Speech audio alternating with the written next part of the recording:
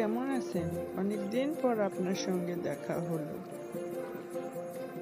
ওয়ালাইকুম আসসালাম। বেশ ভালো আছি। তুমি কেমন আছো? আলহামদুলিল্লাহ, আমি অনেক ভালো আছি। স্যার, আমি আপনার কাছ থেকে একটি বিষয় সম্পর্কে জানতে চাই। অবশ্যই, বলো কি জানতে চাও? স্যার, সামাজিক মূল্যবোধের অবক্ষয় কি? আমি এই বিষয়ে আপনার কাছে জানতে চাই।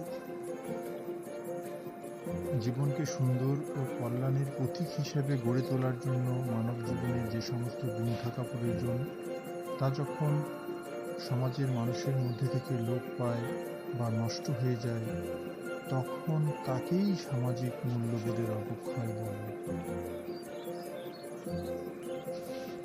এ মূল্যবোধের অবক্ষয়ের প্রভাব কি কি ক্ষেত্রে লক্ষ্য করা যায়, স্যার বলবেন?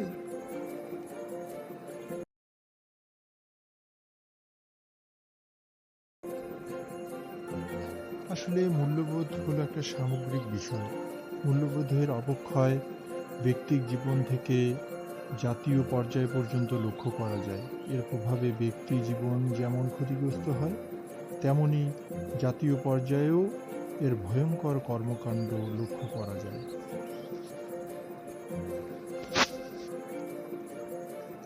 জাতি এর প্রভাবে কিভাবে ক্ষতিগ্রস্ত হচ্ছে, দয়া করে বলবেন? এর প্রভাবে জাতি ব্যাপক ক্ষতিগ্রস্ত হচ্ছে।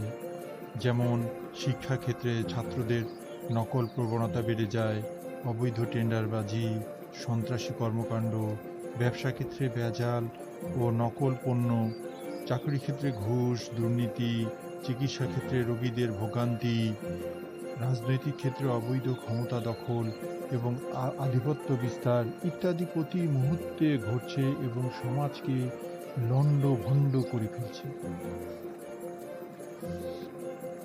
তাহলে স্যার, এই অবস্থায় প্রতিবাদের কি কোনো উপায় নেই? আরও কিছু জানার থাকলে পরবর্তীতে এসো। ঠিক আছে, ধন্যবাদ তোমার আগ্রহের জন্য।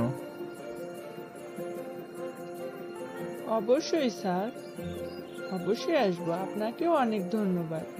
আজ তাহলে আসি স্যার। আসসালামু আলাইকুম।